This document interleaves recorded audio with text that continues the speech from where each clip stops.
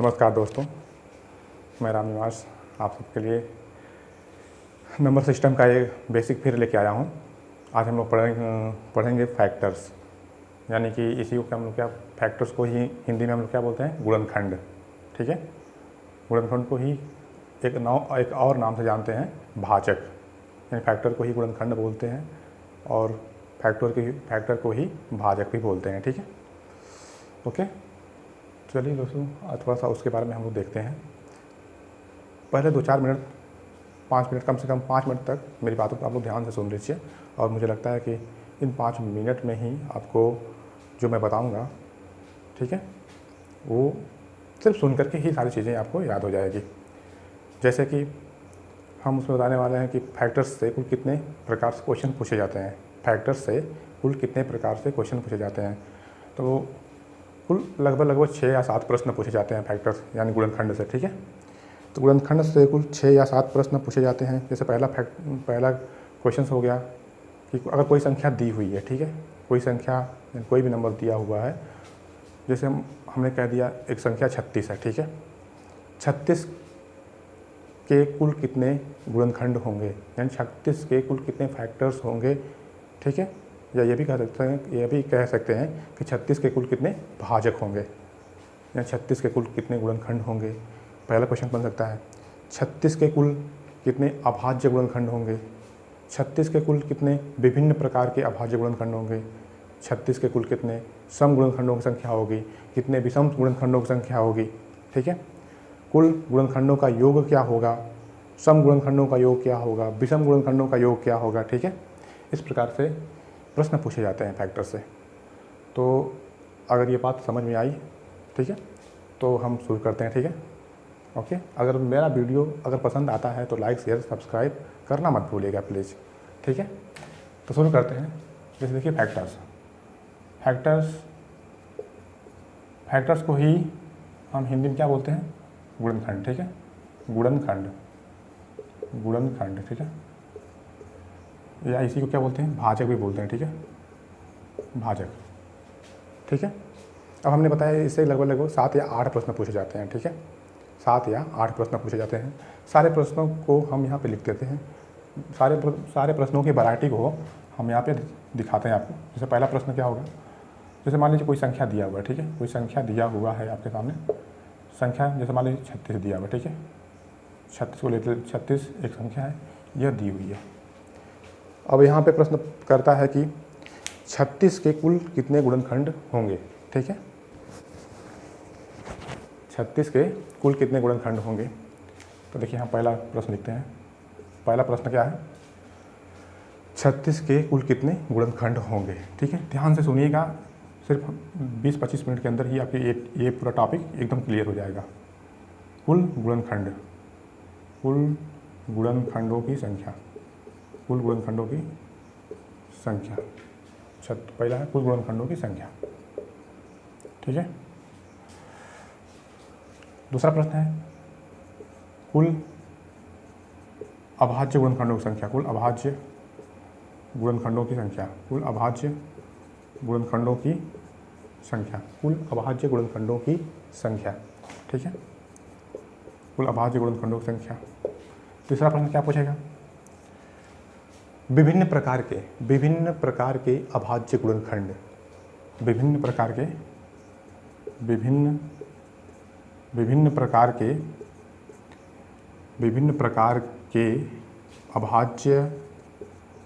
अभाज्य गुणनखंड, विभिन्न प्रकार के अभाज्य गुणनखंड। ठीक है, विभिन्न प्रकार के अभाज्य गुणनखंड कुल कितने होंगे।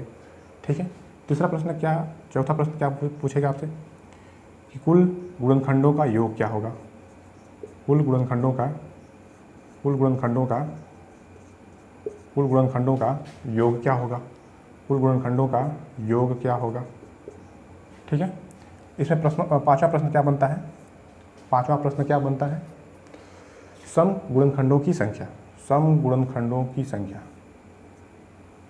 गुणनखंडों की संख्या, यानी 36 के संख्या बन रही है, 36 के सम गुणनखंड कितने होंगे, यानी सम गुणनखंडों की संख्या, सम गुणनखंडों की संख्या। ठीक है, 36 के सम गुणनखंडों की संख्या। ठीक है, 5वां प्रश्न हो गया। 6वां प्रश्न पूछेगा कि विषम गुणनखंडों की संख्या कितनी होगी। विषम गुणनखंडों की संख्या कितनी होगी। ठीक है, विषम गुणनखंडों की संख्या वो भी लिख दें। चलिए ठीक है, 6वां पॉइंट है विषम गुणनखंडों की संख्या। विषम गुणनखंडों की संख्या। देखिए 6 क्वेश्चन हो गए, 8 क्वेश्चन टोटल पूछे जाते हैं। देखिए अभी क्या है, सम गुणनखंडों की संख्या कितनी होगी, विषम गुणनखंडों की संख्या क्या होगी। 7वां होता है प्रश्न कि सम गुणनखंडों का योग क्या होगा। सम गुणनखंडों का योग क्या होगा। सम गुणनखंडों का योग, सम गुणनखंडों का योग, सम गुणनखंडों का योग, सम गुणनखंडों का योग क्या होगा। ठीक है, 8वां प्रश्न बनता है विषम गुणनखंडों का योग क्या होगा। ठीक है, नीचे दिखेगा या नहीं दिखेगा, शायद दिख रहा है। 8वां प्रश्न क्या है, विषम गुणनखंडों का योग, विषम गुणनखंडों का योग। ठीक है, विषम गुणनखंडों का योग क्या होगा। ये सारे प्रश्न फैक्टर यानी गुणनखंड से पूछे जाते हैं। ठीक है, ओके। तो इसमें पहला अप्रोच क्या लेंगे। सबसे पहला अप्रोच आपका क्या होगा, इन सारे प्रश्नों का जवाब देने के लिए, यानी इन सारे प्रश्नों को हल करने के लिए सबसे फर्स्ट अप्रोच क्या होगा आपका। तो सबसे फर्स्ट अप्रोच होगा कि कोई संख्या दी है, उस संख्या का सबसे पहले हम क्या करेंगे, प्राइम फैक्टराइजेशन, यानी कि अभाज्य गुणनखंड में तोड़ेंगे। ठीक है, अभाज्य गुणनखंडों में तोड़ने का प्रयास करेंगे। ठीक है, तो 36 का प्राइम फैक्टराइजेशन क्या होगा, यानी 36 का प्राइम फैक्टराइजेशन क्या होगा, यानी कि अभाज्य गुणनखंड कौन कौन होंगे, यानी अभाज्य गुणनखंडों में तोड़ेंगे। ठीक है, अभाज्य गुणनखंड क्या क्या होंगे, 36 के अभाज्य गुणनखंड क्या क्या होंगे। तो थोड़ा सा इस चीज़ को हम ऊपर लिखते हैं। ठीक है, यहाँ पे लिखते हैं क्योंकि यहाँ पे दिख रहा होगा 36 है। ठीक है, 36 के अभाज्य गुणनखंड। ठीक है, 36 के अभाज्य गुणनखंड कौन कौन होंगे, 36 के अभाज्य गुणनखंड बताइए। तो इसका क्या करेंगे, फैक्टर में इसका सबसे पहले फैक्टर करेंगे। 36 का फैक्टर क्या होगा, देखो डायरेक्ट निकाल रहे हैं। ठीक है, डायरेक्ट निकाल रहे हैं। 36 को क्या होगा, 4 9 36 इसको बोलेंगे। इसमें 4 में कुल कितने अभाज्य हैं, अभाज्य गुणनखंड है। तो 4 में क्या है, 2 × 2 इसको बोल देंगे, 2 × 2 3, 9 को क्या बोलेंगे, 3 × 3। यानी कि देखिए अभाज्य गुणनखंड में हमने तोड़ दिया, 2 एक अभाज्य गुणनखंड है ना, और 3 भी अभाज्य गुणनखंड है। तो देखिए हमने सबसे छोटी अभाज्य गुणनखंडों में हमने तोड़ दिया। ठीक है, इसको ऐसे भी लिख सकते हैं, फर्दर इसको ऐसे भी लिख सकते हैं ना। तो 2 की पावर 2 × 3 की पावर 2। ठीक है, मतलब 36 के कुल यही, मतलब अब इसी को क्या बोलेंगे, इसी को बोलेंगे प्राइम फैक्टराइजेशन, यानी कि अभाज्य गुणनखंड में तोड़ दिया। ठीक है, तो हर बार जब भी कोई संख्या दिया होगा उस संख्या का क्या करेंगे, प्राइम फैक्टराइजेशन करेंगे। प्राइम फैक्टराइजेशन करने के बाद, यानी कि अभाज्य गुणनखंड में सबसे पहले उसको तोड़ेंगे। तोड़ने के बाद इन सारे प्रश्नों को सॉल्व करने का प्रयास करेंगे, कोशिश करेंगे। ठीक है, सबसे फर्स्ट अप्रोच यही होगा। तो देखिए आइए, अब कुल गुणनखंडों की संख्या ज्ञात करने के लिए क्या करेंगे। कुल गुणनखंडों की संख्या ज्ञात करने का सबसे आसान तरीका ये है कि जो पावर दिया है ना, जो पावर दिया है, पावर को 1 बढ़ा करके मल्टीप्लाई कर देंगे। ठीक है, अब जितने भी पावर दिए हैं, पावर में 1 बढ़ा करके पावर का मल्टीप्लाई कर देंगे, तो निकल जाएगा कुल गुणनखंडों की संख्या। जैसे देखिए यहाँ 2 की पावर कितना है, 2 की पावर 2 है, तो 2 की पावर 2 है ना, तो पावर 1 बढ़ाएंगे, क्या करेंगे, क्या कितना पावर हो जाएगा, 3। ठीक है, 3 की पावर 2 है ना, 3 की पावर 2 है, तो यहाँ पे भी एक पावर को ऐड कर देंगे, क्या हो जाएगा, यह भी 2 है, तो क्या आ जाएगा 3, 3 × 3 यानी क्या हो गया 9। यही क्या हो गया, यानी 9 आपका क्या हो गया, कुल गुणनखंडों की संख्या। यानी 36 में टोटल 9 गुणनखंड होंगे। ठीक है, 36 में कुल कितने गुणनखंड होंगे, 9, यानी 36 में कुल 9 भाजक होंगे। चलिए दूसरे प्रश्न का जवाब कैसे देंगे, पूछ रहा है कि कुल अभाज्य गुणनखंडों की संख्या। कुल अभाज्य गुणनखंडों की संख्या। तो अभाज्य गुणनखंडों की संख्या निकालने के लिए क्या करेंगे, जो ये प्राइम फैक्टराइजेशन है ना, इसकी पावर को देखेंगे, यानी सीधे सीधे पावर को क्या करेंगे, ऐड कर देंगे। ठीक है, पावर को ऐड कर देंगे आंसर के लिए। क्या करेंगे, पावर को ऐड कर देंगे।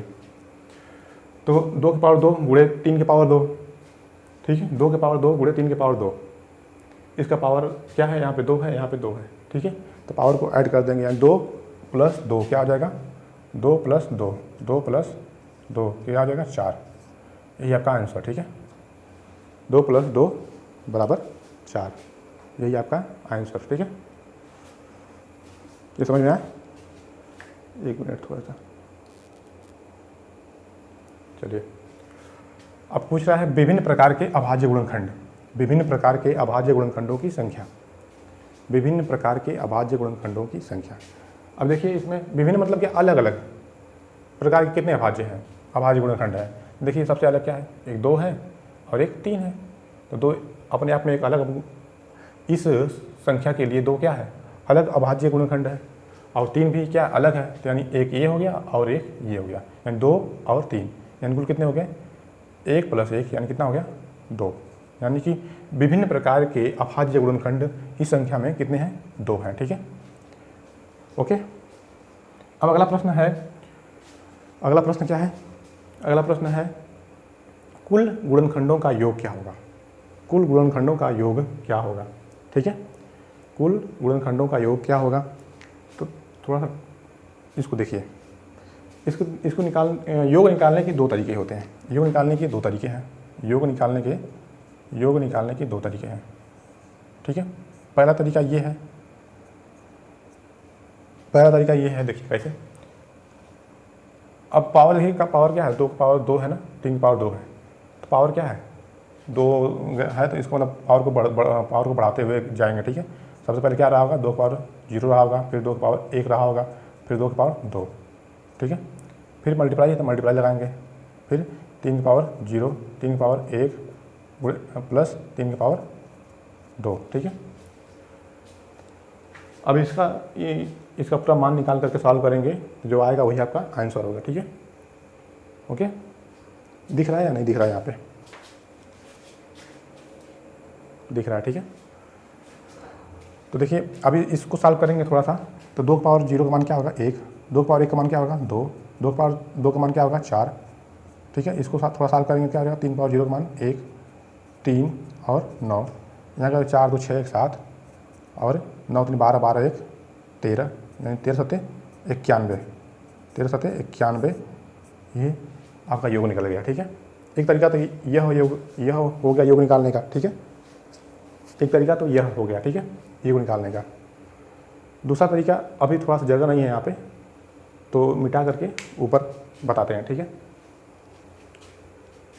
यहाँ पे मिटा देते हैं, यहाँ पे मिटा देते हैं। ठीक है, कितने प्रश्न बचे हैं अभी, 1 2 3 4। ठीक है, अब ये भी मिटा दे रहे हैं। ठीक है, ये पूरा मिटा देते हैं।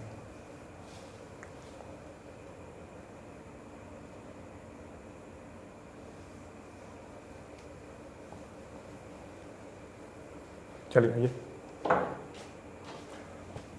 अब दूसरा तरीका क्या है योग निकालने का, हमने 2 तरीके बताए। पहला तरीका था जो अभी दिखाया, क्या था, 2 की पावर 0, 2 बढ़ते हुए जाएंगे, 2 की पावर 0 प्लस 2 की पावर 1 प्लस 2 की पावर 2 प्लस 2 ही तक गया, 2 तक जाएंगे, फिर गुणे 3 की पावर 0 प्लस 3 की पावर 1 प्लस 3 की पावर 2। ठीक है, इसको सॉल्व करेंगे। ठीक है, तो कितना आया था टोटल, 91 आया था, 91 आया था। ठीक है, ओके। और एक तरीका ये है कि देखिए, ये सबसे बड़ी बात यह है कि इसको देख लीजिए, जैसे 2 की पावर 3 है, इसको क्या बोलते हैं, पावर बोलते हैं। ठीक है, इसको क्या बोलते हैं, पावर। ऊपर जो होता है उसको क्या बोलते हैं, पावर। और जो नीचे होता है उसको क्या बोलते हैं, बेस बोलते हैं। बेस मतलब आधार। ठीक है, आधार बोलते हैं, हिंदी में क्या बोलेंगे, आधार। ठीक है, तो देखिए दूसरा तरीका ये है कि जो पावर है ना, 2 की पावर, इसमें एक पावर को बढ़ाएंगे, एक पावर को ऐड करेंगे। ठीक है, एक पावर को 2 है, 2 की पावर 2 है तो 2 की पावर 3 करेंगे। ठीक है, 2 की पावर 3 करेंगे, मान एक पावर को आपने बढ़ाया, एक पावर को जब बढ़ाया तो एक पावर को क्या करेंगे, बेस में से माइनस करेंगे, ठीक है, बेस में से माइनस करेंगे, ठीक है, और तुरंत अपान करेंगे। अपान में अपान करते ही अपान नीचे क्या लिखेंगे, इस बेस और इस बेस का डिफरेंस, यानी कि 2 से 1 कम, क्या 1, 2 से 1 कम यानी कि 1, ठीक है। ठीक इसी प्रकार से अगला पॉइंट करेंगे, यानी कि क्या हो जाएगा, अगला पॉइंट गुणा लगाइए। 3 पावर 2 है ना, 3 पावर 2 है, तो 3 की पावर 2 है, तो इसका मतलब ये है कि 3 की पावर एक पावर बढ़ाएंगे, क्या आ जाएगा, 3 की पावर 2 है तो 3 की पावर 3 हो जाएगा, 3 की पावर 3। फिर क्या करेंगे, -1 हमेशा -1 करेंगे, आप पावर को 1 बढ़ाएंगे, ठीक है। फिर इसका डिफरेंस यानी बेस का, दोनों बेस का डिफरेंस, यानी 3 और 1 का डिफरेंस नीचे लिखेंगे, यानी कि 3 है तो 3 से 1 कम, 3 है तो 3 से 1 कम नीचे लिखेंगे, तो क्या लिखेंगे 2। अब इसको सॉल्व कर दीजिए, यही आपका आंसर आएगा। तो देखिए 2 की पावर 3 का मतलब क्या होता है 8, 2 की पावर 3 का मतलब 8, 8 में से 1 कम करेंगे 7, या 7/1 मतलब क्या आ जाएगा 7। अब 3 की पावर 3 का मतलब क्या होता है 27, 27 - 1 क्या हो जाएगा 26, और 26/2 करेंगे क्या आ जाएगा 13, तो क्या आ गया फिर 13 × 7 = 91। देखिए सेम आया ना, ये भी आंसर है, ये भी आंसर है, तो ये दोनों तरीके होते हैं, ठीक है, ओके। चलिए आइए तो अगला क्वेश्चन क्या था, सम गुणनखंडों की संख्या, सम गुणनखंडों की संख्या ज्ञात करना है। तो चलिए मिटाते हैं, ये भी थोड़ा जगह नहीं है, तो सम गुणनखंडों की संख्या, सम गुणनखंडों की संख्या ज्ञात करते हैं। देखिए सम गुणनखंडों की संख्या ज्ञात करने के लिए क्या करेंगे, ये देखिए ये इस प्राइम फैक्टराइजेशन को लिखेंगे, क्या है 2 की पावर 2 × 3 की पावर 2, यही है ना।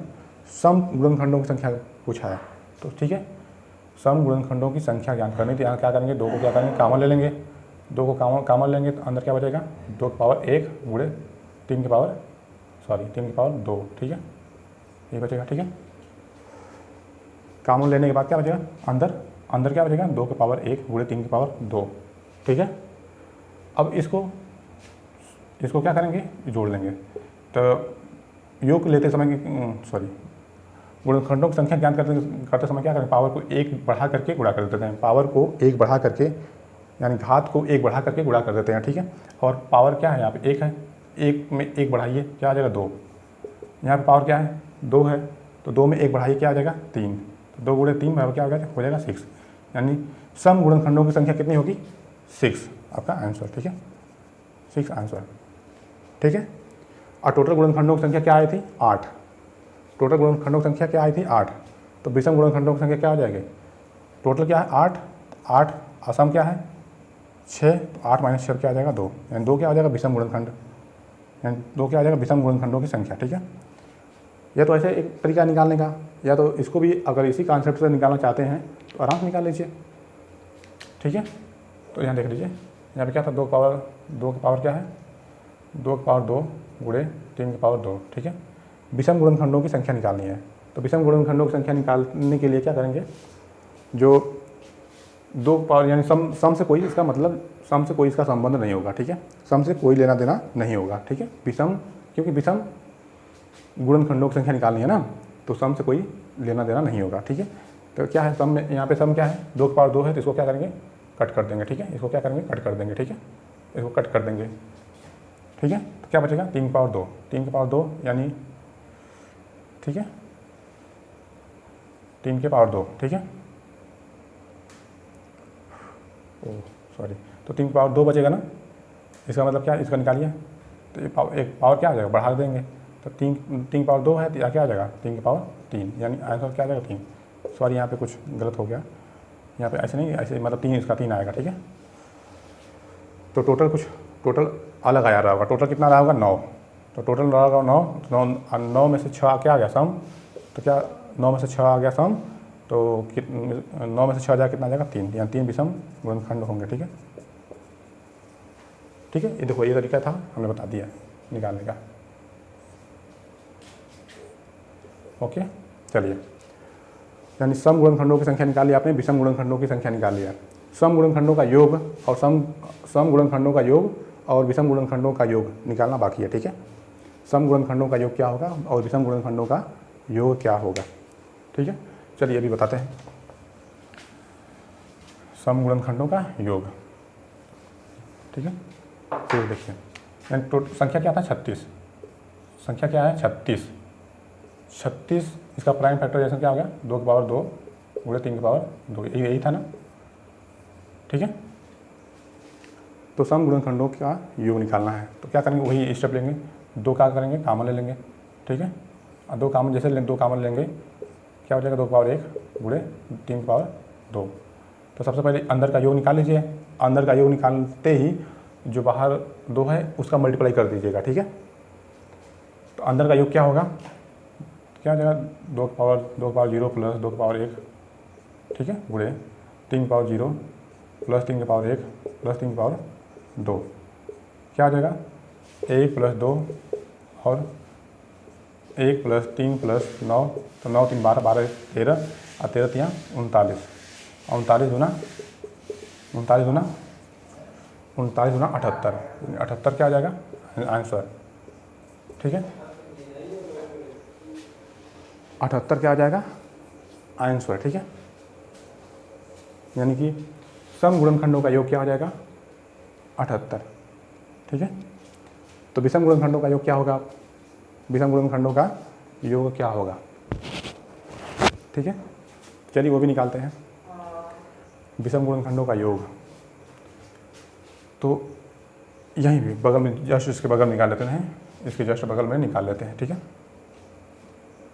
विषम गुणनखंडों का योग निकालते हैं। चलिए आइए, तो ये क्या प्राइम फैक्टराइजेशन क्या है 2 की पावर 2 गुणे 3 की पावर 2 है, यही है ना। तो विषम गुणनखंडों का योग निकालने के लिए इसका मतलब ये है कि सम से जो सम है सम से कोई मतलब है ही नहीं। ठीक है, विषम क्या है केवल 3 की पावर 2 है।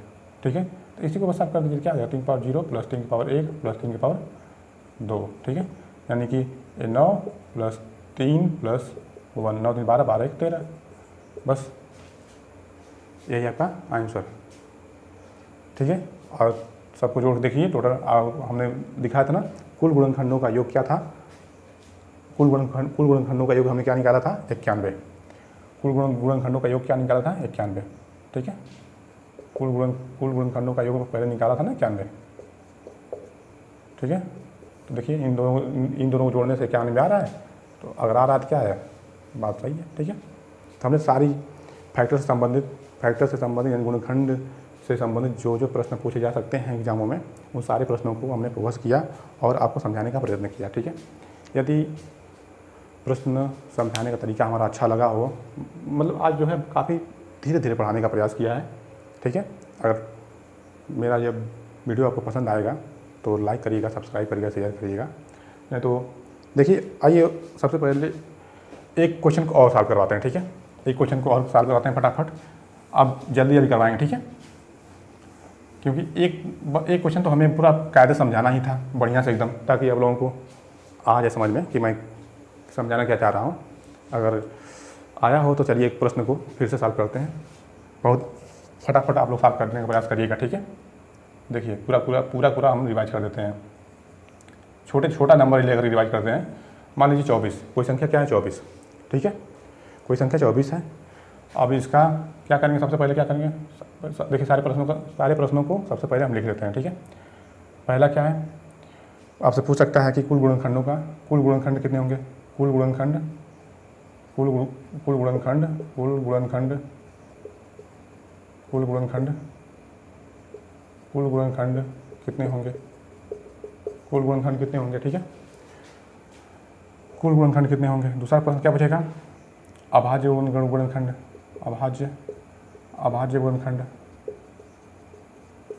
अभाज्य गुणनखंड। ठीक है, कुल अभाज्य गुणनखंड। ठीक है, यहाँ टोटल लिख दें, कुल अभाज्य गुणनखंड कितने होंगे। ठीक है, विभिन्न प्रकार के अभाज्य, विभिन्न प्रकार के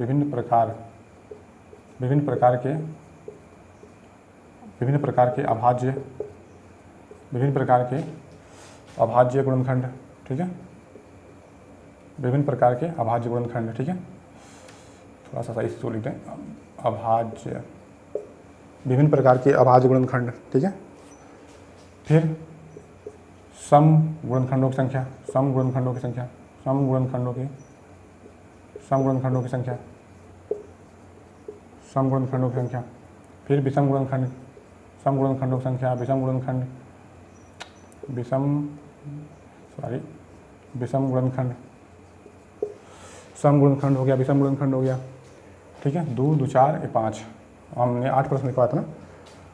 विषम गुणनखंड देखिए, कुल गुणनखंड हो गया, कुल अभाज्य गुणनखंड हो गया, कुल विभिन्न प्रकार के अभाज्य गुणनखंड हो गया, सम गुणनखंडों की संख्या हो गया, विषम गुणनखंडों की संख्या हो गया, गुणनखंडों का योग, गुणनखंडों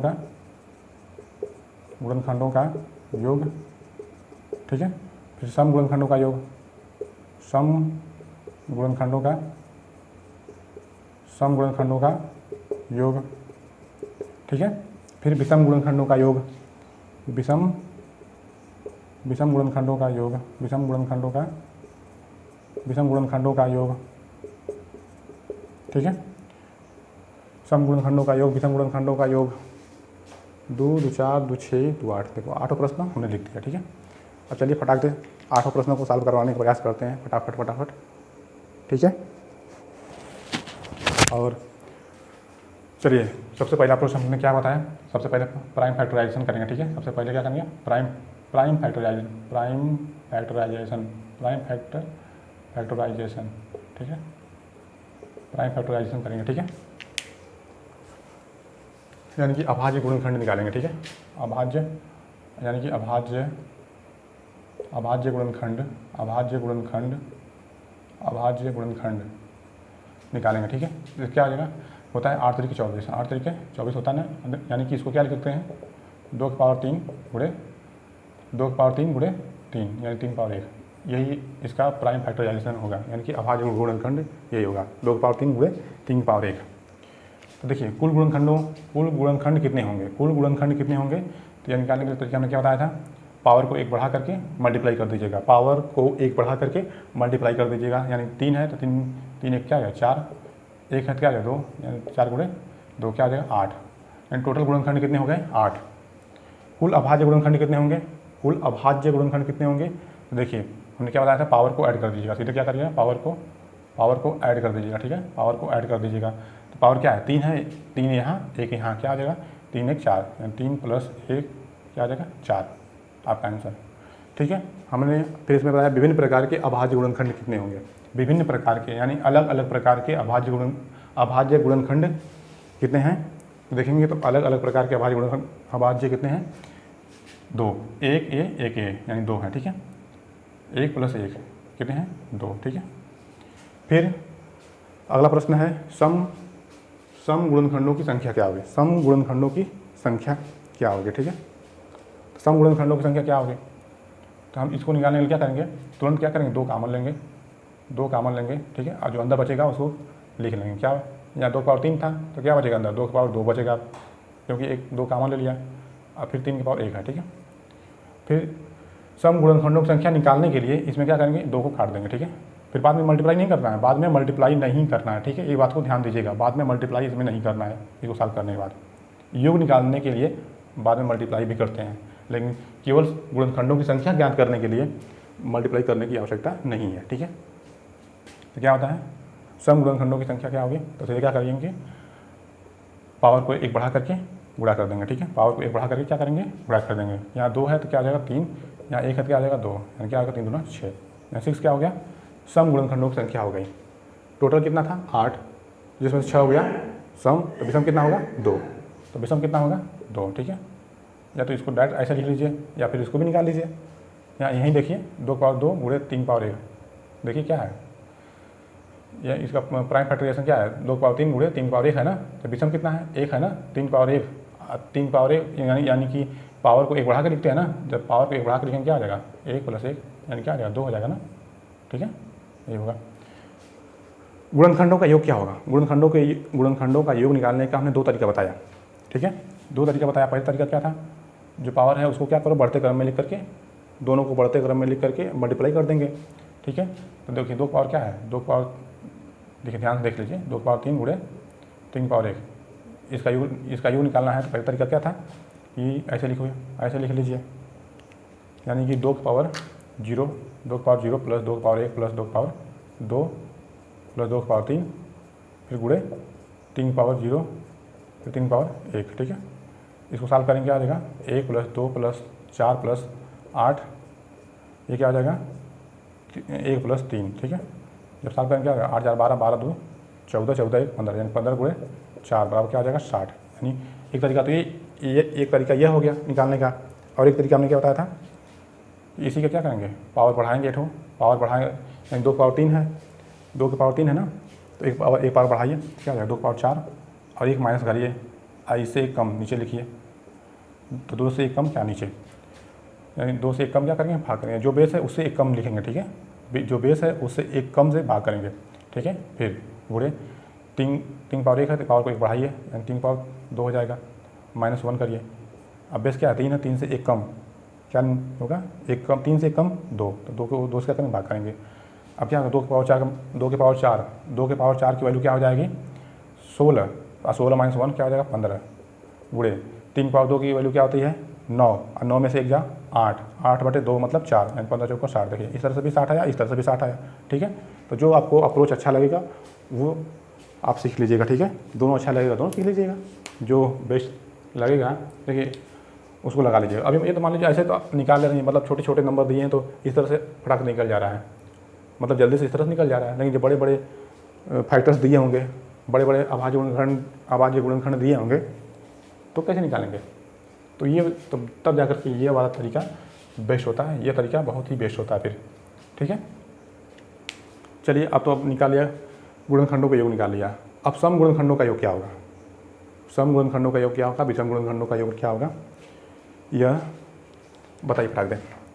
देखिए यह निकालने के लिए क्या करेंगे, फिर ये जो क्या होता है प्राइम फैक्टराइजेशन क्या है 2 की पावर 3 है, 2 की पावर 3 गुणे 3 की पावर 1 है ना।